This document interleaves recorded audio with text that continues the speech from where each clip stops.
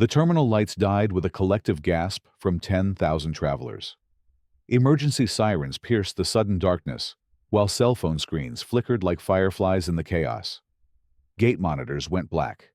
Escalators shuddered to a halt, and the familiar hum of Denver International Airport fell silent for the first time since its opening. "What's happening?"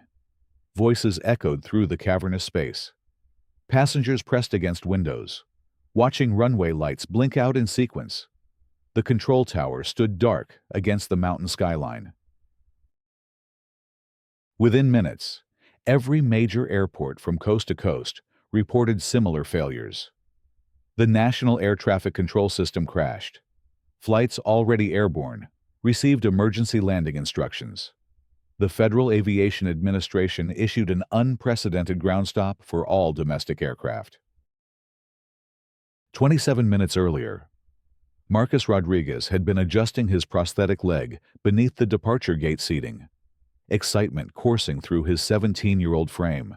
His teammates from Lincoln High's Robotics Club surrounded him, their faces glowing with anticipation. "Can you believe we actually made it to Nationals?" Sarah Chen whispered, her service dog Luna resting calmly beside her wheelchair. The golden retriever wore a small vest decorated with circuit board patterns, a gift from their engineering teacher.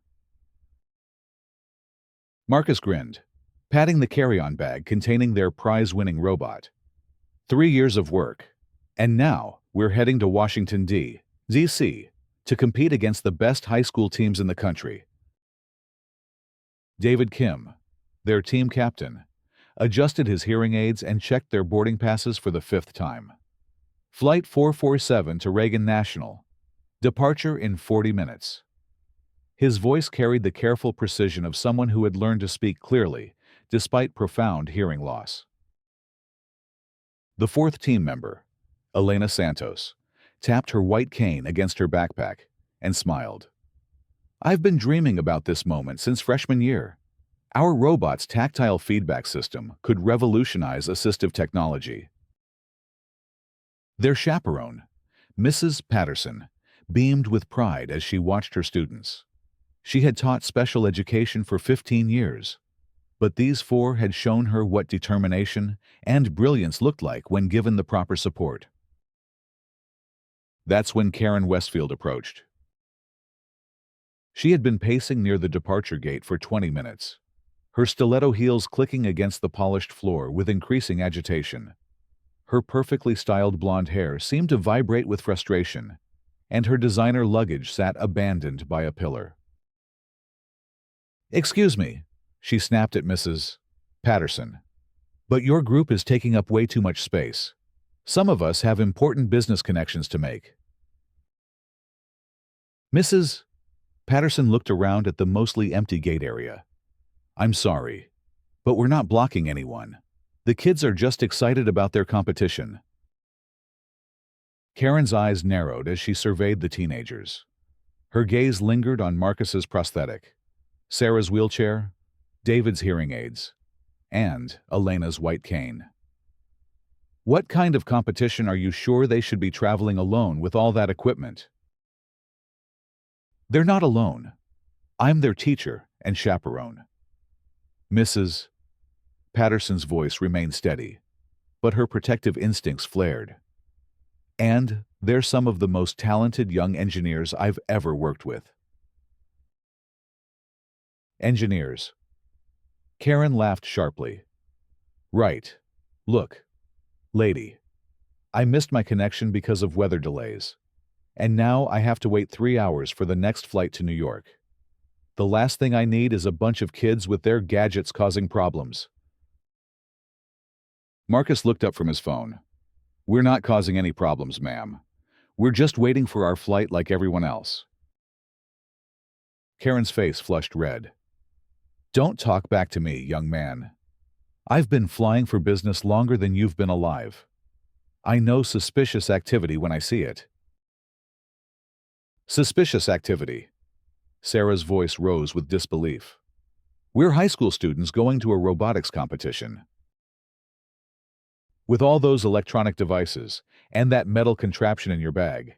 In today's security climate, Karen gestured dramatically toward their equipment cases. I have every right to be concerned about what you're bringing on an airplane. Elena stood up, her white cane extended. Ma'am, if you have security concerns, you should speak with airport personnel. But please don't harass us. Mrs. Patterson stepped forward. That's enough. These students have done nothing wrong, and I'm asking you to leave them alone. Karen's expression shifted from annoyance to something darker. Leave them alone. Do you have any idea what teenagers are capable of these days? All that computer knowledge, all those electronics, and you're just letting them carry it all onto an airplane without any supervision. They are supervised by me, and their equipment has been properly screened by TSA. Mrs. Patterson's voice carried a warning tone. But Karen was already walking away, her phone pressed to her ear. The students watched her stride toward the windows overlooking the tarmac, gesturing animatedly as she spoke to someone. What was that about? David asked, his hands moving in sign language as he spoke, a habit when he felt stressed. Some people just don't understand. Mrs. Patterson said softly, don't let her ruin your excitement. You've earned this opportunity. 15 minutes later, as their boarding announcement echoed through the terminal, Karen made her decision. She found a quiet corner near the restrooms and dialed 911. 911. What's your emergency? This is Karen Westfield. I'm at Denver International Airport, Gate B23, and I need to report suspicious activity. There's a group of teenagers with electronic devices and they're acting very strangely. What kind of suspicious activity, ma'am? Karen's voice dropped to a conspiratorial whisper. They have all kinds of equipment with them. Circuit boards, metal devices, computers. They keep talking about some kind of system they've built. The teacher with them seems to be in on it. I heard them mention disrupting communications and affecting infrastructure. Are you saying these individuals have made threats? I'm saying they have the equipment and knowledge to cause serious damage. They mentioned something about electromagnetic pulses.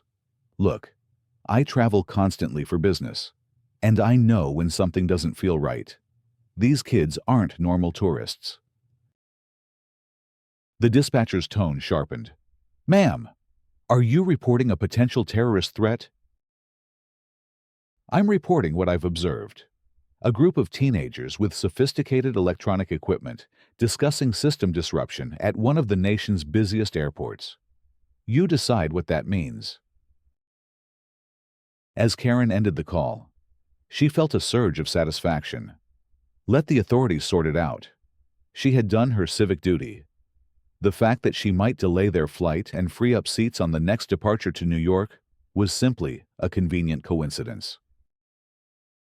But Karen hadn't finished. She made 2 more calls, one to airport security and another to the FBI tip line, each time describing the teenagers in increasingly alarming terms. She mentioned seeing suspicious wiring, electronic devices being assembled, and coded language in their conversations.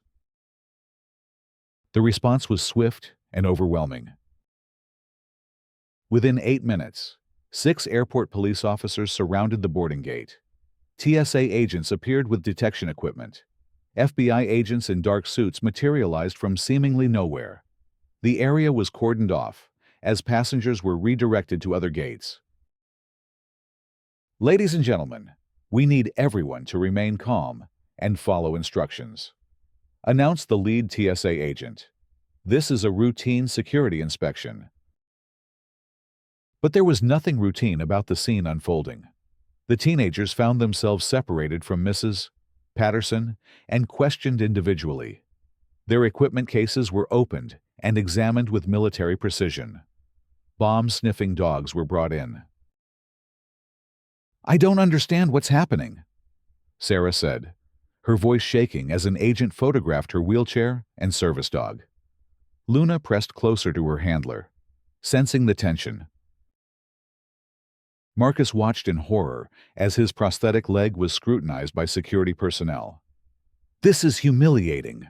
We haven't done anything wrong." Elena sat rigidly in a plastic chair, her white cane confiscated for examination. "They took my cane. How am I supposed to navigate without it?" David's hearing aids were removed and tested for electronic interference. Without them, he was effectively cut off from the chaos around him, reading lips and relying on hand gestures from his friends. Mrs. Patterson fought to stay calm as agents interrogated her about her students' backgrounds, their robotics project, and their travel plans. "These are honor students," she insisted. "They've worked for 3 years to qualify for the National Robotics Championship. Their project is about assistive technology for people with disabilities." But the investigation had taken on a life of its own. Word spread through the airport's security network that a potential terrorist cell had been identified. The teenagers' disabilities were reinterpreted as perfect cover for suspicious activities. Their advanced engineering knowledge became evidence of capability for destruction. As the interrogation continued, something went catastrophically wrong with the airport's electrical system. The blackout began in Terminal B, where the teenagers sat under interrogation. It spread through the concourses like a wave, knocking out power to critical systems. Emergency generators kicked in for essential services, but the main electrical grid feeding the airport had failed. Within the hour, similar failures cascaded through airports across the country. Denver's blackout had somehow triggered a chain reaction in the National Air Traffic Control Network. Computer systems crashed, communication links went dark, and flight operations ground to a halt. The FBI investigators looked at each other with grim understanding. They had caught the terrorists in the act. "The timing can't be coincidental," said Special Agent Jennifer Walsh, the lead investigator. "We receive reports about suspicious individuals with electronic devices, and minutes later, the entire airport loses power." Agent Walsh had built her career on high-profile terrorism cases. This scenario fit perfectly into her understanding of modern threats: sophisticated young hackers using their disabilities as cover for cyber attacks against critical infrastructure. "What kind of device could cause this?" she asked the TSA electronics specialist. "An electromagnetic pulse weapon, possibly, or sophisticated hacking equipment designed to infiltrate power grid systems. These kids clearly have the technical knowledge." Mrs.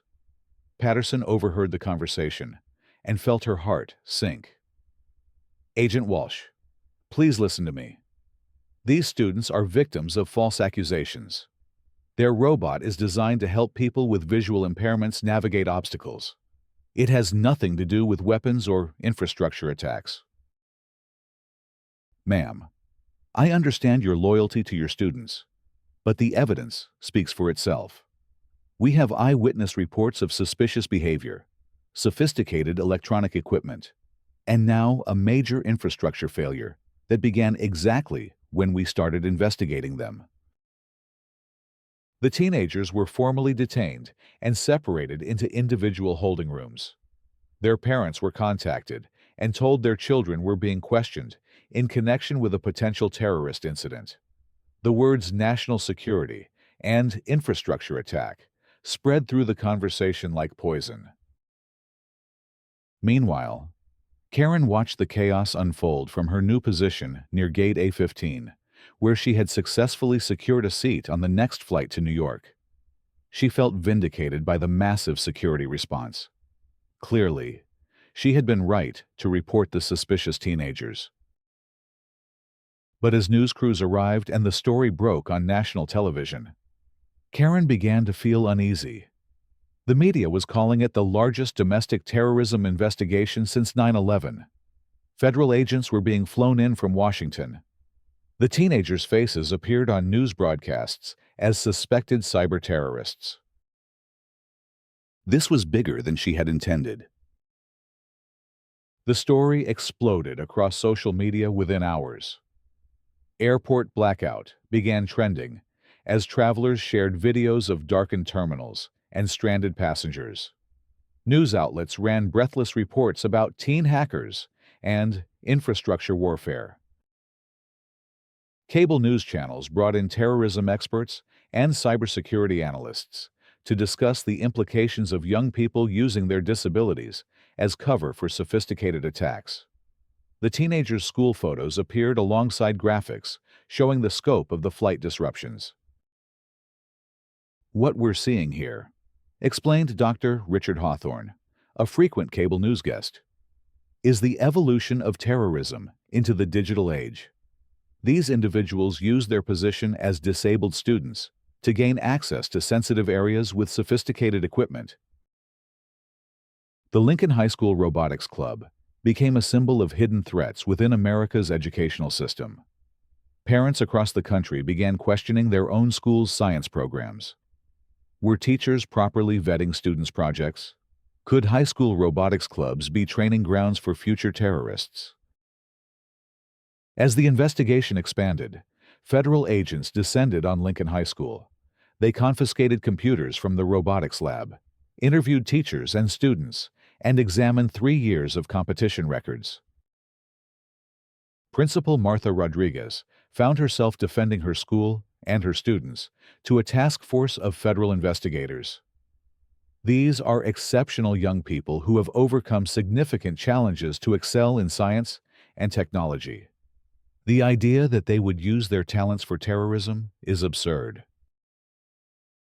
Principal Rodriguez, Agent Walsh replied, "We understand your position, but we have to follow the evidence wherever it leads. These students had the means, the opportunity, and apparently the motive to cause significant damage to critical infrastructure." The evidence seemed to support the terrorism theory. The teenagers possessed sophisticated technical knowledge. They had been at the exact location where the blackout began. Their equipment, while designed for robotics competition, could theoretically be modified for other purposes. Most damning of all, the airport's preliminary investigation showed that the power failure had originated from a specific section of Terminal B's electrical system, very close to where the teenagers had been waiting for their flight. But 72 hours into the investigation, Airport Maintenance Supervisor Carl Rodriguez made a discovery that would change everything. Carl had been working at Denver International Airport for 12 years, maintaining the complex electrical systems that kept the facility running. When federal investigators asked him to review security footage from the hours before the blackout, he noticed something that everyone else had missed. The cameras showed Karen Westfield near a maintenance access panel approximately 15 minutes before the power failure. She appeared to be talking on her phone while standing directly next to the electrical junction box that would later be identified as the source of the cascading failure. "Agent Walsh," Carl said, replaying the footage for the 4th time. "This woman spent nearly 10 minutes right next to the main distribution panel for Terminal B. She was there alone, and she had plenty of time to access the system." Agent Walsh studied the footage carefully. Who is this woman? Do we have her identification? Her name is Karen Westfield. She's actually the one who called in the initial reports about the teenagers. But look at this. Carl zoomed in on the timestamp. She was at the electrical panel before she made her first 911 call. The investigation team gathered around the monitor as Carl walked them through the timeline. Karen's phone records showed her first call to 911 at 2:47 p.m. The security footage showed her near the electrical panel from 2:32 to 2:41 p.m.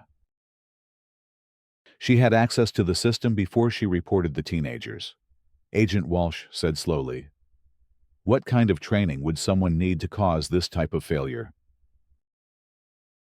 Carl pulled up Karen's background information from the airport security database. According to her frequent flyer profile, she lists her occupation as electrical systems consultant. She's got an engineering degree from Colorado State and 15 years of experience with commercial power systems. The pieces began falling into place with terrifying clarity. Karen Westfield had the knowledge, access, and opportunity to sabotage the airport's electrical system. She had then called authorities to report the teenagers, directing suspicion away from herself and onto convenient scapegoats. Agent Walsh immediately ordered Karen's detention, but she had already boarded her flight to New York. By the time federal agents reached LaGuardia Airport, Karen had disappeared into the city's subway system. The forensic examination of the electrical panel revealed clear evidence of sabotage. Someone with professional knowledge had bypassed multiple safety systems and created a cascade failure designed to spread through the airport's network. The damage was sophisticated enough to suggest years of experience with large-scale electrical systems. But the most damning evidence came from Karen's own phone. Digital forensics revealed that she had used an encrypted messaging app to communicate with someone overseas about creating a distraction and deflecting attention from the real operation. The investigation had uncovered something far more serious than a simple power failure. Karen Westfield appeared to be part of an international conspiracy to test vulnerabilities in America's transportation infrastructure. The teenagers had been chosen as scapegoats because their disabilities and technical equipment made them perfect suspects for a terrorism narrative. As federal agents traced Karen's communications, they discovered connections to a broader network of individuals working to exploit and expose weaknesses in critical infrastructure systems. The airport blackout had been a proof of concept for larger attacks planned against power grids, communication networks, and transportation hubs across the country. 3 days after the blackout, as the truth began to emerge, the teenagers remained in custody. Their families had hired lawyers, but the federal terrorism charges were serious enough to keep them detained pending a grand jury investigation. Marcus's mother, Carmen Rodriguez, had taken leave from her job as a nurse to fight for her son's freedom. "My son has never hurt anyone in his life. He builds robots to help people, not to destroy things. This is a nightmare that keeps getting worse." Sarah's parents, both professors at the University of Colorado, struggled to understand how their daughter's academic achievements had been twisted into evidence of terrorist capabilities. Sarah has devoted her high school years to creating technology that helps people with disabilities. The idea that she would attack infrastructure is insane. David's father, a deaf contractor who had fought for years to ensure his son received proper educational support, felt rage building inside him. His son's achievements in overcoming communication barriers were being used as evidence that he could bypass security systems. Elena's grandmother, who had raised her since childhood and supported her dreams of becoming an engineer despite her blindness, watched the news coverage with growing horror. Her granddaughter was being portrayed as a dangerous radical, rather than a brilliant student who wanted to help others navigate the world. The case had attracted national attention from disability rights organizations, civil liberties groups, and educational advocates. They argued that the teenagers were being prosecuted because their disabilities made them easy targets for a false terrorism narrative. Dr. Maria Santos, a disability rights lawyer who had volunteered to coordinate the teenagers' defense, held a press conference outside the federal courthouse in Denver. "These students are not terrorists. They are brilliant young people whose disabilities and academic achievements have been weaponized against them by the real perpetrator of this crime." But public opinion remained divided. The airport blackout had caused billions of dollars in economic damage and stranded hundreds of thousands of travelers. Many Americans wanted someone held accountable for the chaos. and the terrorism narrative provided a satisfying explanation for their frustration. Conservative media outlets ran stories about radical students and the dangers of unsupervised STEM education. Liberal outlets focused on discrimination against disabled youth and false terrorism accusations. The truth became secondary to the political narratives surrounding the case. The breakthrough came when federal agents finally located Karen Westfield in a small apartment in Queens, New York. She had been hiding there for 5 days, communicating with her overseas contacts and planning her next move. When FBI agents arrested her, they found evidence of a much larger conspiracy. Karen's laptop contained detailed plans for attacks on infrastructure systems in 12 major cities. She had been recruited by a foreign intelligence service to test America's response to infrastructure disruption and identify weaknesses in the country's security apparatus. The teenagers had been selected as scapegoats, not just because of their disabilities, but because their technical skills made them believable suspects. Karen's handlers had instructed her to find young people with engineering knowledge who could be credibly accused of cyber terrorism. Under interrogation, Karen broke down and confessed to sabotaging the airport's electrical system and falsely accusing the teenagers. She revealed that the plan had been developed over months, with her handlers providing detailed information about airport security procedures and electrical system vulnerabilities. "I never meant for it to go this far," she sobbed during her confession. "I thought it would just delay their flight and maybe get them questioned. I didn't know it would cause such massive problems." But Agent Walsh had no sympathy for Karen's regrets. "Ms. Westfield, you didn't just delay a flight. You participated in an attack on American infrastructure and destroyed the lives of 4 innocent teenagers. Your actions caused billions of dollars in economic damage and put thousands of travelers at risk." The confession triggered Karen's formal arrest on charges of terrorism, sabotage, conspiracy, false reporting, and working as an unregistered foreign agent. Each charge carried potential decades in prison. More importantly, her confession led to the immediate release of the 4 teenagers.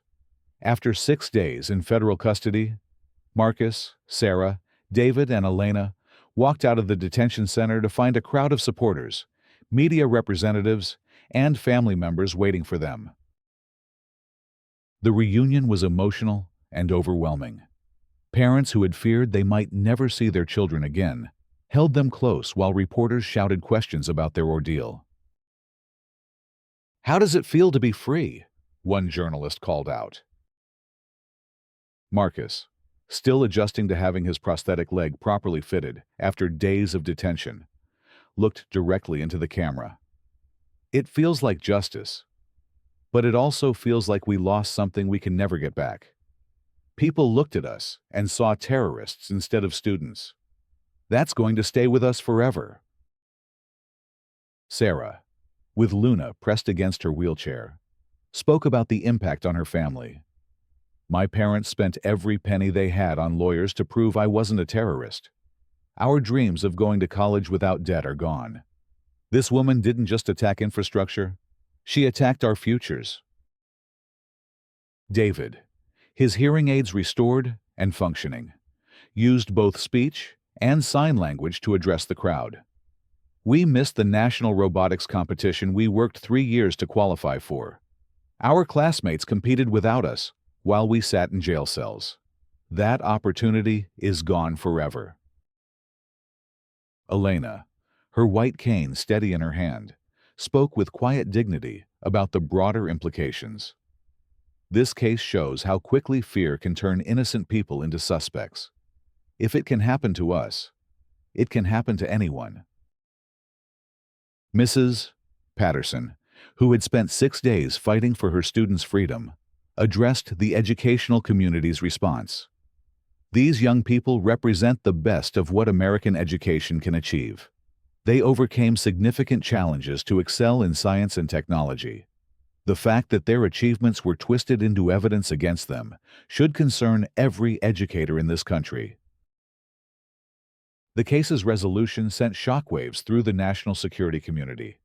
Transportation Secretary Amanda Williams appeared before Congress to explain how a single individual had managed to cause such massive disruption to the country's aviation system.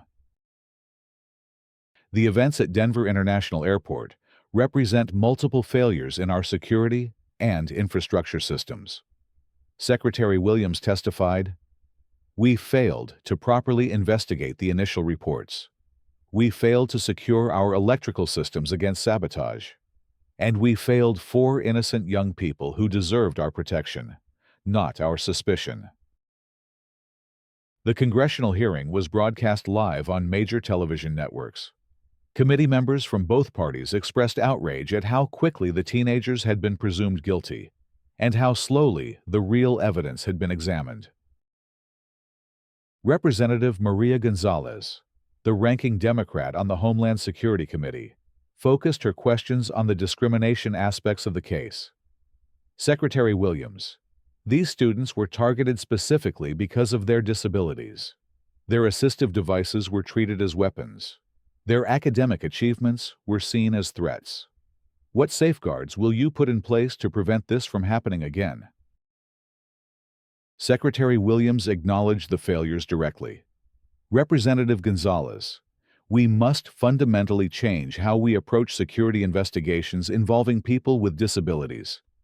These students were profiled and presumed guilty based on stereotypes and fears rather than evidence." Republican Committee Chairman Robert Hayes asked pointed questions about infrastructure security. Secretary Williams, "How is it possible that one person with basic electrical knowledge could cause a nationwide aviation shutdown? What does this say about the vulnerability of our transportation systems?" Chairman Hayes, "Karen Westfield's attack exposed critical weaknesses in our power grid integration and emergency response protocols. We are implementing comprehensive reforms to prevent similar cascade failures in the future." The hearing revealed that the airport blackout had been far more damaging than initially reported. The economic impact reached $12 billion when all costs were calculated. Hundreds of thousands of travelers had been stranded. International confidence in American aviation security had been shaken. But the human cost was equally significant. 4 talented teenagers had been traumatized and their futures disrupted. Their families had been financially ruined by legal costs. Their school and community had been stigmatized by association with the terrorism investigation. As the hearing concluded, Secretary Williams announced a comprehensive reform package addressing both infrastructure security and civil rights protections. The Lincoln 4 Protection Act would provide new safeguards against discrimination in terrorism investigations and establish compensation funds for victims of false accusations. 6 months later, Karen Westfield stood before a federal judge for sentencing. She had pled guilty to all charges in exchange for cooperation with the broader investigation into the foreign intelligence network that had recruited her.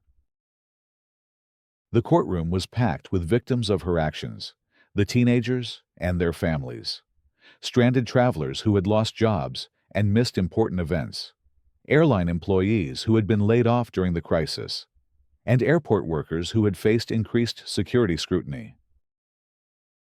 Judge Patricia Morrison addressed Karen directly before announcing the sentence. "Ms. Westfield, your actions went far beyond simple sabotage. You attacked the fundamental trust that holds our society together. You turned innocent young people into scapegoats for your crimes. You exploited prejudice and fear to deflect attention from your real agenda." Karen's sentence was unprecedented: 45 years in federal prison without possibility of parole. The judge also ordered her to pay full restitution to all victims, including the teenagers' families, the airlines, and the airports affected by her actions. But for the 4 teenagers, no sentence could fully restore what they had lost. The national robotics competition had passed. College admission deadlines had been complicated by their legal ordeal. The trauma of being labeled terrorists would follow them for years. However, their story had also inspired unexpected positive changes. The publicity surrounding their case had attracted attention from major universities, technology companies, and research institutions interested in supporting their continued education and development. Marcus received a full scholarship to MIT's mechanical engineering program, with additional support for his assistive technology research. The university specifically recruited him to lead a new initiative developing advanced prosthetics for veterans and children. Sarah was accepted to Stanford's computer science program with a focus on accessibility technology. Her work with Luna during the crisis had inspired researchers studying human-animal partnerships in assistive technology development. David earned admission to Carnegie Mellon's Robotics Institute, where he would develop communication technologies for deaf and hard-of-hearing individuals. His experience navigating the legal system without full hearing access had shown him new challenges to solve. Elena chose to attend the University of California, Berkeley's engineering program, where she would research navigation technologies for people with visual impairments. Her composure during the crisis had demonstrated the leadership qualities that would make her an effective advocate for disability rights. Mrs. Patterson received the National Education Association's Teacher of the Year Award for her advocacy during the crisis. She used the platform to speak about the importance of supporting students with disabilities in STEM education and protecting them from discrimination. 1 year after the airport blackout, the 4 teenagers reunited at Lincoln High School for a special ceremony. The school had established the Lincoln 4 Scholarship to support students with disabilities pursuing STEM education. Marcus spoke to the assembled students, teachers, and community members about resilience and justice. A year ago, someone tried to destroy our futures by turning our strengths into weapons against us. They failed. We're stronger now, and we're more determined than ever to use our talents to help others. Sarah addressed the importance of community support during crisis. When the whole world seemed to believe we were terrorists, this community stood by us. Our families, our teachers, our friends never gave up fighting for the truth. That's what saved us. David spoke about the power of communication and understanding. This experience taught me that being heard isn't just about having the right technology. It's about having people who are willing to listen to the truth, even when lies are easier to believe. Elena concluded the ceremony with thoughts about courage and hope. We learned that fear can turn anyone into a suspect, but courage can turn anyone into an advocate. We choose courage. The airport blackout case became a turning point in how America approached both infrastructure security and civil rights protection. New protocols were established to prevent discrimination in terrorism investigations. Infrastructure systems were hardened against individual sabotage attempts, and educational institutions received new funding to support students with disabilities in science and technology programs. Karen Westfield's conspiracy had intended to expose American weaknesses and create division within society. Instead, it had revealed the strength that comes from communities standing together against injustice. The 4 teenagers she had tried to destroy became symbols of resilience and hope.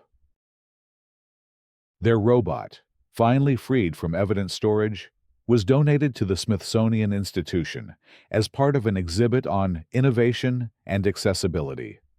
Visitors could see the device that had been mistaken for a weapon, but was actually designed to help people navigate the world more independently. Years later, as each of the 4 teenagers established successful careers in technology and engineering, they would occasionally reflect on the week that changed their lives. They had learned that justice is not automatic. that prejudice can turn anyone into a victim, and that truth requires brave people willing to fight for it. But they had also learned that individuals can overcome seemingly impossible odds when they refuse to accept injustice. Their story became a reminder that even in moments of greatest darkness, there are always people willing to stand up for what is right. The Lincoln Four, as they came to be known, had survived their ordeal and emerged as leaders in their fields. Their legacy would inspire future generations of students with disabilities to pursue their dreams in science and technology, knowing that their community would support them against any challenge. And in airport terminals across the country, improved security protocols and civil rights protections stood as permanent reminders of what happens when fear overcomes reason, and what becomes possible when truth finally prevails.